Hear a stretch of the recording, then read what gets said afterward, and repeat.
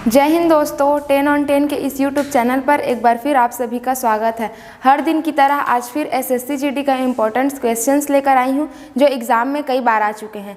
तो चलिए आज का सेशन शुरू करते हैं। हमारा पहला क्वेश्चन है, हरित क्रांति के परिणाम स्वरूप भारत में खाद्य फसलों का आयात खाली स्थान था। जो हरित क्रांति हुई थी 1966-67 में, उसमें खाद्यान्न का आयात जो बढ़ा था या कम हुआ था पूछा गया है। पहला ऑप्शन है बढ़ गया था, दूसरा है प्रतिबंधित, तीसरा है कम हो गया या चौथा है अप्रभावित रहा। तो हरित क्रांति के परिणाम स्वरूप खाद्यान्न फसलों का जो आयात था वह कम हो गया था।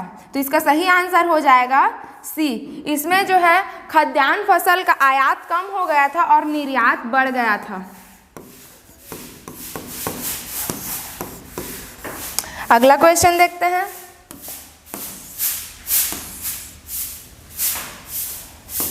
जनगणना के अनुसार किस भारतीय राज्य का जनसंख्या घनत्व सबसे कम है? कौन से राज्य का जनसंख्या घनत्व सबसे कम है बोला गया है। पहला ऑप्शन है सिक्किम, दूसरा है नागालैंड, तीसरा है अरुणाचल प्रदेश या चौथा है मिजोरम। तो इसका सही आंसर हो जाएगा सी, अरुणाचल प्रदेश। अरुणाचल प्रदेश का जो जनसंख्या घनत्व है वह है सबसे कम। अगला क्वेश्चन देखते हैं।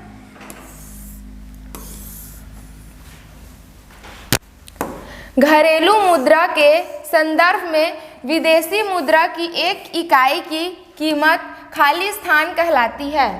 पहला ऑप्शन है वास्तविक विनिमय दर, दूसरा है मौद्रिक विनिमय दर, तीसरा है आंकी गई फ्लोट दर या चौथा है स्थिर विनिमय दर।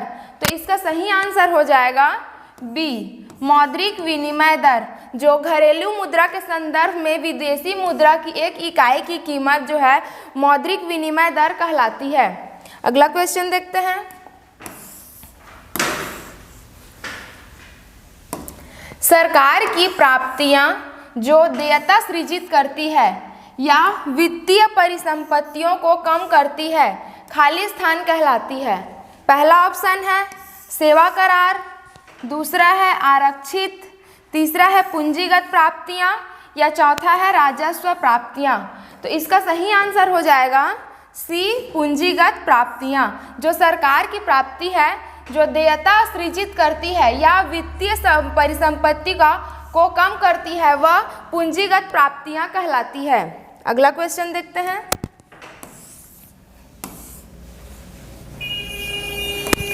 शहरी जल संतुलन योजना में चिन्हित परियोजनाओं के आधार पर खाली स्थान तैयार किया जाएगा। पहला है option city water action period, दूसरा है कंजर्व वाटर एक्शन प्लान, तीसरा है सिटी वाटर एरिया प्लान या चौथा है सिटी वाटर एक्शन प्लान। तो इसका सही आंसर हो जाएगा D, city water action plan. जो शहरी जल को संतुलन योजना को चिन्हित परियोजनाओं के आधार पर सिटी वाटर एक्शन प्लान तैयार किया जाएगा, जो CWAP का पूर्ण रूप है। अगला क्वेश्चन देखते हैं।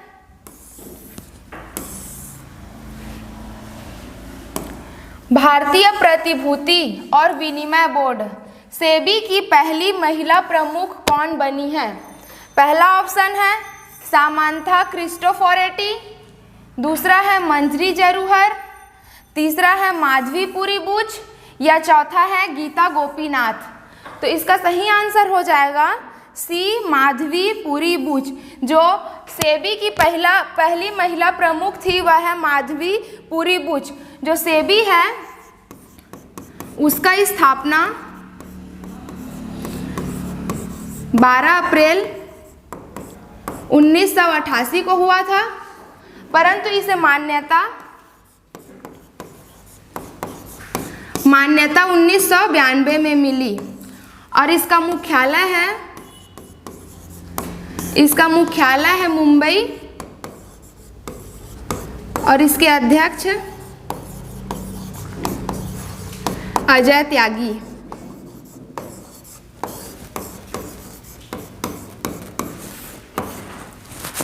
अगला क्वेश्चन देखते हैं।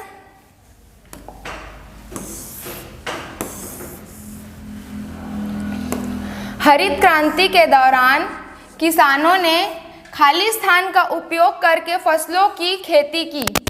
पहला है द्विबीजपत्री बीजों, दूसरा है निम्न उपज वाली किस्मों के बीजों, या तीसरा है अधिक उपज वाली किस्मों के बीजों, या चौथा है एक बीजपत्री बीजों। तो इसका सही आंसर हो जाएगा सी, अधिक उपज वाली किस्मों के बीजों का उपयोग करके हरित क्रांति के दौरान फसलों की खेती की। अगला क्वेश्चन देखते हैं।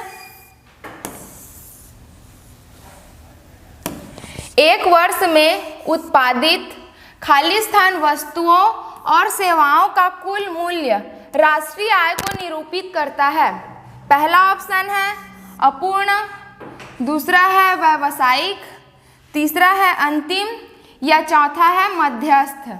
तो इसका सही आंसर हो जाएगा सी, अंतिम, जो एक वर्ष में उत्पादित अंतिम वस्तुओं और सेवाओं का कुल मूल्य राष्ट्रीय आय को निरूपित करता है। अगला क्वेश्चन देखते हैं। जब निर्यात आयात से अधिक होता है, तो इसे खाली स्थान की स्थिति के रूप में जाना जाता है। पहला ऑप्शन है व्यापार घाटा, दूसरा है व्यापार अधिशेष, तीसरा है राजकोषीय घाटा, या चौथा है राजस्व अधिशेष। तो इसका सही आंसर हो जाएगा बी, व्यापार अधिशेष। जब निर्यात आयात से अधिक होता है तो इसे व्यापार अधिशेष की स्थिति के रूप में जाना जाता है। अगला क्वेश्चन देखते हैं।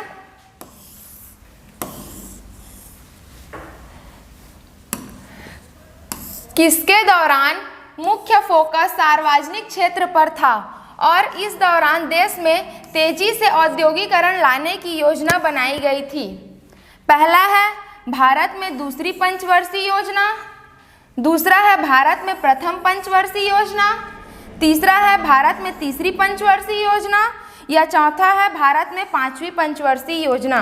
तो इसका सही आंसर हो जाएगा ए, भारत में जो दूसरी पंचवर्षीय योजना हुई थी 1956 से 61 के बीच, उसमें जो मुख्य फोकस था वह औद्योगिकरण लाने के लिए था। इस समय 3 भारी उद्योग की स्थापना की गई थी। पहला है भिलाई स्टील प्लांट, दूसरा है राउरकेला और तीसरा है दुर्गापुर स्टील प्लांट। अगला क्वेश्चन देखते हैं।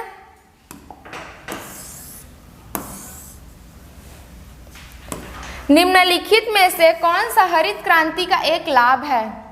पहला है ऑप्शन खाद्यान्न में आत्मनिर्भरता, दूसरा है सरकार के खाद्यान्न भंडारण में कमी, तीसरा है खाद्यान्नों के आयात में वृद्धि, या चौथा है खाद्यान्न के मूल्य में वृद्धि। तो इसका सही आंसर हो जाएगा ए, खाद्यान्न के आत्मनिर्भरता। हरित क्रांति के कारण जो खाद्यान्न में आत्मनिर्भरता बढ़ी थी, जीडीपी बढ़ा था। अगला क्वेश्चन देखते हैं।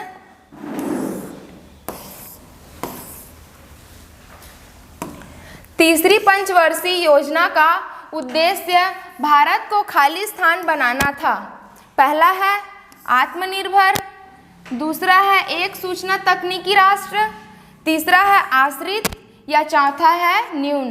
तो इसका सही आंसर हो जाएगा ए, आत्मनिर्भर। तीसरी पंचवर्षीय योजना का उद्देश्य भारत को आत्मनिर्भर बनाना था। अगला क्वेश्चन देखते हैं।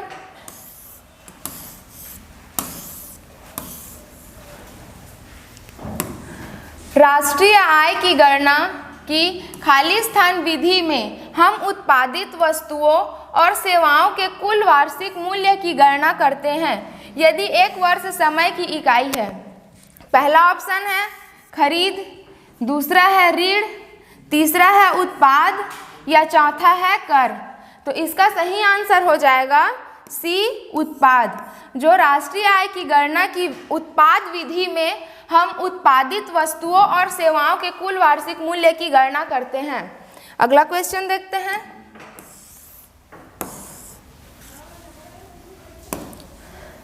खाली स्थान देशों के केंद्रीय बैंकों द्वारा धारित विदेशी मुद्रा परिसंपत्तियां हैं। पहला है स्थानीय विनिमय, दूसरा है दर विनिमय, तीसरा है साख नियंत्रण या चौथा है विदेशी मुद्रा रिजर्व। तो इसका सही आंसर हो जाएगा डी, विदेशी मुद्रा रिजर्व देशों के केंद्रीय बैंकों द्वारा धारित विदेशी मुद्रा परिसंपत्तियां हैं। तो इसका सही आंसर हो जाएगा ऑप्शन डी। अगला क्वेश्चन देखते हैं। उद्योगों का एक समूह जो शहरी केंद्रों द्वारा प्रदान किए जाने वाले लाभों का उपयोग करने के लिए एक साथ आने की प्रवृत्ति रखता है, उसे क्या कहा जाता है? पहला ऑप्शन है शहरी अर्थव्यवस्था, दूसरा है समूहन अर्थव्यवस्था, तीसरा है एकीकरण अर्थव्यवस्था या चौथा है ग्रामीण अर्थव्यवस्था। तो इसका सही आंसर हो जाएगा बी, समूहन अर्थव्यवस्था। उद्योगों का एक समूह जो शहरी केंद्र द्वारा प्रदान किए जाने वाले लाभ का उपयोग करने के लिए एक साथ आने की प्रवृत्ति रखता है, उसे समूहन अर्थव्यवस्था कहते हैं। अगला क्वेश्चन देखते हैं।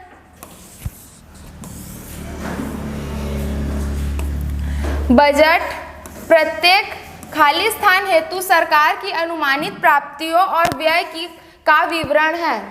पहला ऑप्शन है पूंजीगत वर्ष, दूसरा है वित्तीय वर्ष, तीसरा है कैलेंडर वर्ष या चौथा है पिछले वर्ष। तो इसका सही आंसर हो जाएगा बी, वित्तीय वर्ष। बजट प्रत्येक वित्तीय वर्ष हेतु सरकार की अनुमानित प्राप्तियों और व्यय का विवरण होता है। वित्तीय वर्ष जो है 1 अप्रैल से 31 मार्च तक होता है। अगला क्वेश्चन देखते हैं।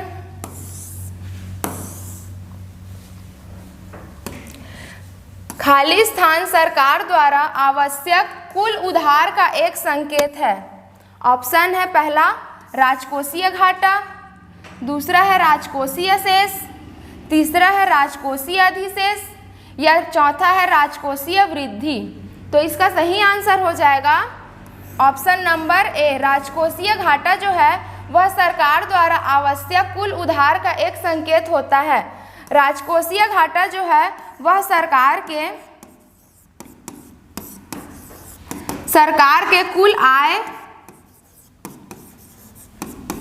कुल आय और कुल व्यय का अंतर होता है।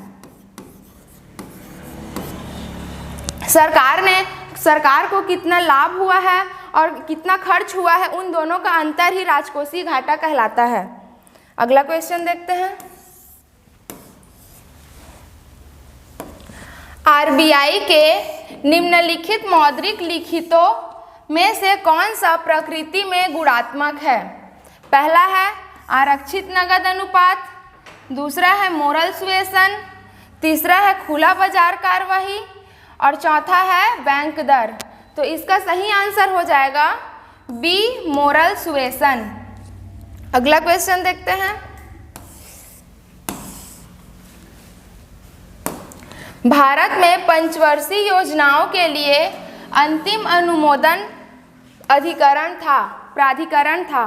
पहला है ऑप्शन राष्ट्रीय विकास परिषद, दूसरा है राष्ट्रीय कृषि एवं विकास परिषद, तीसरा है अंतर्राष्ट्रीय विकास परिषद या चौथा है राष्ट्रीय विकास केंद्र।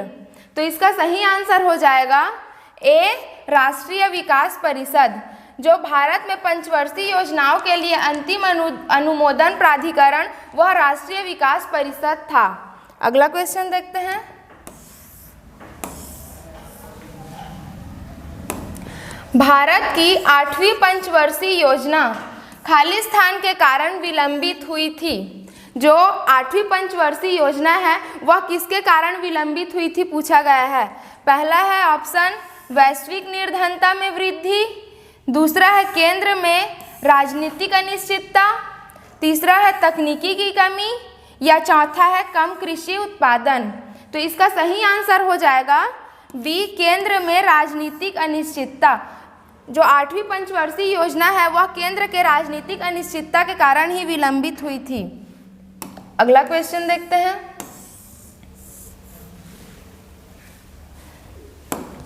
राष्ट्रीय कृषि और ग्रामीण विकास बैंक नाबार्ड पूर्ण रूप से खाली स्थान के स्वामित्व में है। पहला ऑप्शन है भारतीय स्टेट बैंक, दूसरा है भारतीय रिजर्व बैंक, तीसरा है भारतीय प्रतिभूति और विनिमय बोर्ड, या चौथा है भारत सरकार। तो जो नाबार्ड है वह पूर्ण रूप से भारत सरकार के स्वामित्व में है, तो इसका सही आंसर हो जाएगा डी। नाबार्ड जो है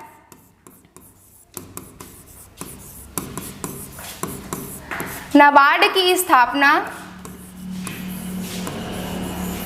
12 जुलाई 1982 को शिवरमन समिति के सिफारिश पर हुई थी।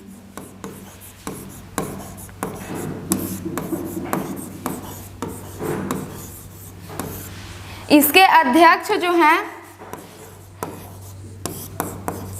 अभी वर्तमान अध्यक्ष हैं श्री साजी केवी।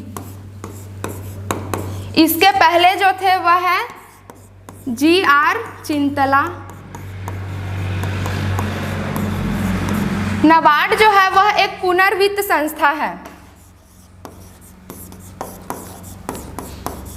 पुनर्वित्त संस्था अर्थात हम कुछ भी, जैसे कि गांव के लोग सभी जाते हैं क्षेत्रीय बैंक के पास, वह जाता है जो है, हम लोग जाते हैं सोसाइटी में कुछ भी धान या बीज लेने के लिए, वो वहाँ पर जो हम पर्ची को देते हैं तो उसका फाइनेंस होता है। उसके बाद जो है वह क्षेत्रीय साख समिति के पास जाता है, क्षेत्रीय साख समिति जिला साख समिति के पास जाता है, जिला साख समिति राज्य साख समिति के पास जाता है, और राज्य साख समिति जो है नाबार्ड के पास जाता है। तो वहाँ डबल फाइनेंस होता है, इसीलिए 2 बार फाइनेंस होने के कारण नाबार्ड को जो है वह पुनर्वित्त संस्था कहलाता है। अगला क्वेश्चन देखते हैं।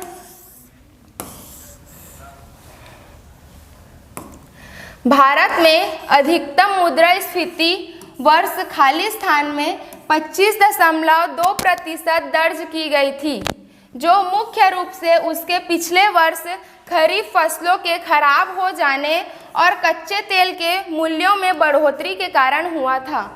पहला ऑप्शन है 1998-99, दूसरा है 2019-20, तीसरा है 2015-16, या चौथा है 1974-75। तो इसका सही आंसर हो जाएगा ऑप्शन डी 1974-75। अगला क्वेश्चन देखते हैं।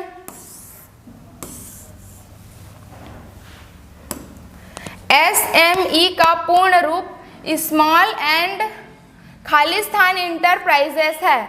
SME का पूर्ण रूप क्या है पूछा गया है। पहला है मैन्युफैक्चरिंग, दूसरा है मीडियम साइज्ड, तीसरा है मॉडर्न साइज्ड, या चौथा है मिड टर्म। तो इसका सही आंसर हो जाएगा बी मीडियम साइज्ड। SME का फुल फॉर्म है small and medium sized. SME जो है यह एक ऐसा सेक्टर है जहां हम निवेश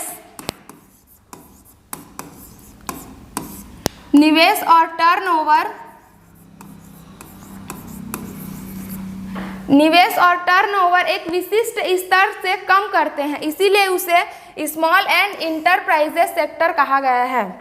अगला क्वेश्चन देखते हैं।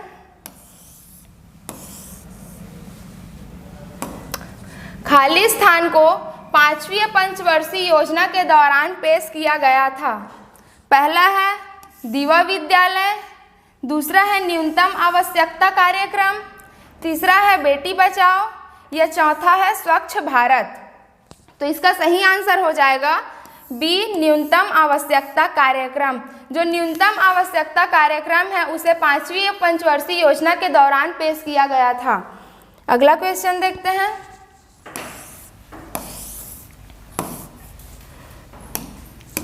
प्रथम पंचवर्षीय योजना में खालिस्तान मॉडल का पालन किया गया था।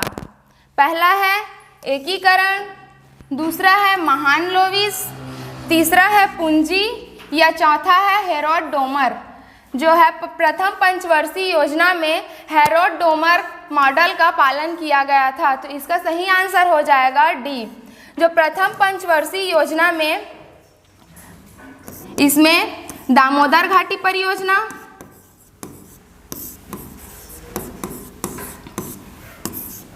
भाखड़ा नांगल परियोजना,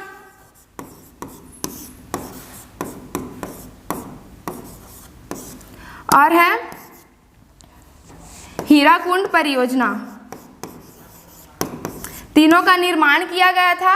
यही तीनों परियोजना के कारण जवाहरलाल नेहरू ने नदी परियोजना को आधुनिक भारत का मंदिर कहा था। अगला क्वेश्चन देखते हैं।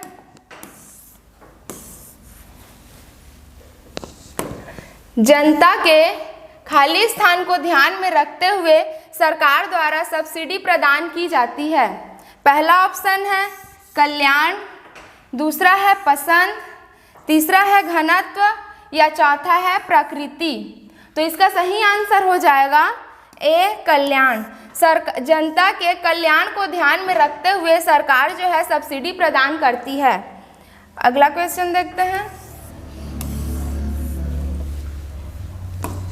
इंटरनेट और फैक्स के माध्यम से वस्तुओं के क्रय विक्रय के लिए उपलब्ध सुविधा का नाम बताएं। पहला है ऑप्शन टेलीफोन सेवा, दूसरा है डाक सेवा, तीसरा है टेलीविज़न या चौथा है ई कॉमर्स। तो जो इंटरनेट के माध्यम से हम खरीद बिक्री करते हैं उसे ई कॉमर्स कहा जाता है। तो इसका सही आंसर हो जाएगा डी ई कॉमर्स। अगला क्वेश्चन देखते हैं। निवल निर्यात बराबर कुल निर्यात माइनस क्या होता है। पहला है ऑप्शन कुल आय, दूसरा है कुल आयात, तीसरा है कुल ब्याज या चौथा है कुल राजस्व। तो इसका सही आंसर हो जाएगा बी कुल आय। निवल निर्यात बराबर होता है कुल निर्यात माइनस कुल आयात। अगला क्वेश्चन। भारत के 10वीं पंचवर्षीय योजना के दौरान वास्तविक विकास दर क्या थी। जो 10वीं पंचवर्षीय योजना लागू की गई थी उसमें विकास दर कितना रखा गया है पूछा गया है।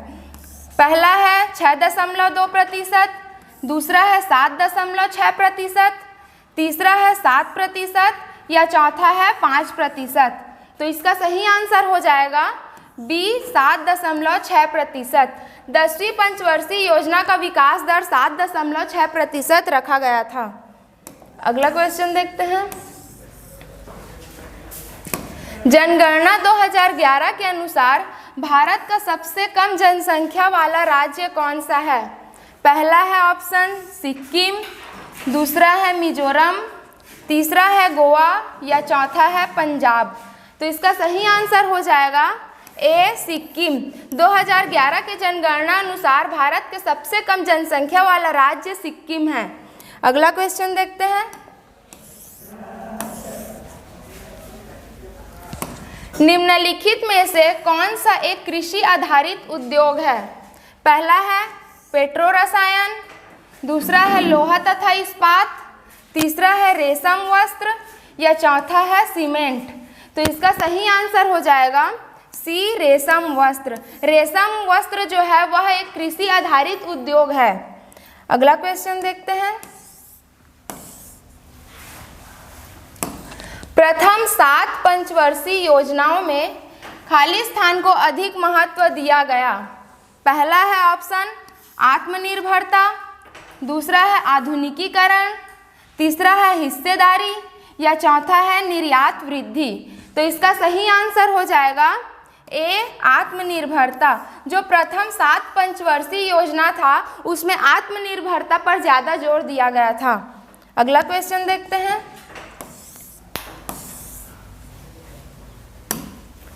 माल का निर्यात खाली स्थान को बढ़ाता है। पहला है व्यय, दूसरा है स्थानीय ऋण, तीसरा है राष्ट्रीय ऋण या चौथा है विदेशी मुद्रा। तो इसका सही आंसर हो जाएगा डी विदेशी मुद्रा। माल का निर्यात जो है वह विदेशी मुद्रा को बढ़ाता है। हम जितना ज़्यादा निर्यात करेंगे उतना ही ज़्यादा हमें विदेशी मुद्रा मिलेगी, जिससे हमें भुगतान संतुलन में आसानी होगी।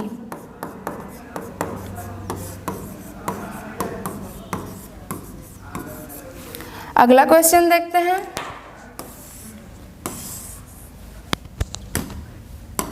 इस योजना के अंतर्गत गरीबी रेखा के नीचे परिवारों को 5 करोड़ एलपीजी कनेक्शन प्रदान किए गए। कौन से योजना के तहत जो बीपीएल परिवार हैं उन लोगों को एलपीजी प्रदान किया गया था? पहला है सांसद आदर्श ग्राम योजना, दूसरा है बेटी बचाओ बेटी पढ़ाओ, तीसरा है स्किल इंडिया मिशन, या चौथा है प्रधानमंत्री उज्ज्वला योजना। तो इसका सही आंसर हो जाएगा डी, प्रधानमंत्री उज्ज्वला योजना। जो प्रधानमंत्री उज्ज्वला योजना के अंतर्गत ही एलपीजी कनेक्शन 5 करोड़ लोगों को प्रदान किया गया था। अगला क्वेश्चन देखते हैं। 2011 की जनगणना के अनुसार भारत का जनसंख्या घनत्व कितना है प्रति वर्ग किलोमीटर? पहला ऑप्शन है 298, दूसरा है 198, तीसरा है 382 या चौथा है 442। तो इसका सही आंसर हो जाएगा सी, 382। 2011 के जनगणना अनुसार भारत का जनसंख्या घनत्व 382 प्रति वर्ग किलोमीटर है। अगला क्वेश्चन देखते हैं।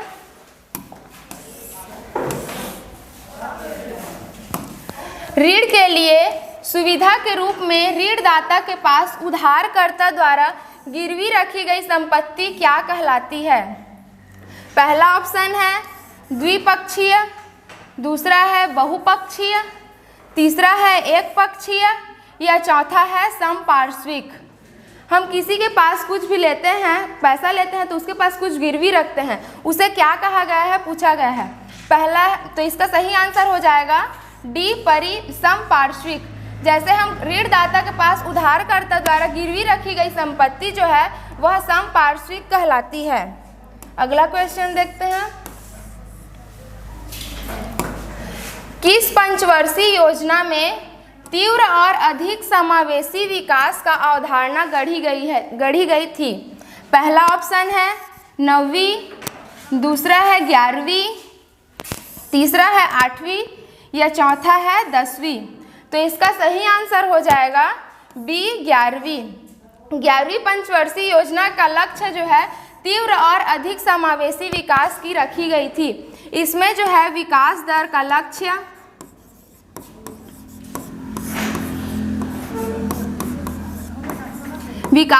लक्ष्य 9% रखा गया था, परंतु 2008-9 के आर्थिक मंदी के कारण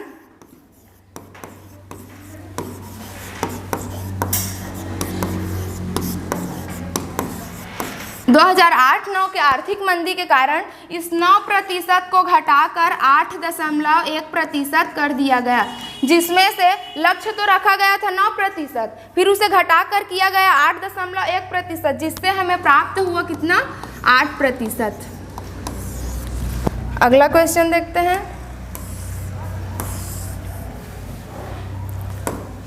कपास, जूट, रेशम, ऊनी वस्त्र, चीनी और खाद्य तेल आदि किस उद्योग से संबंधित है?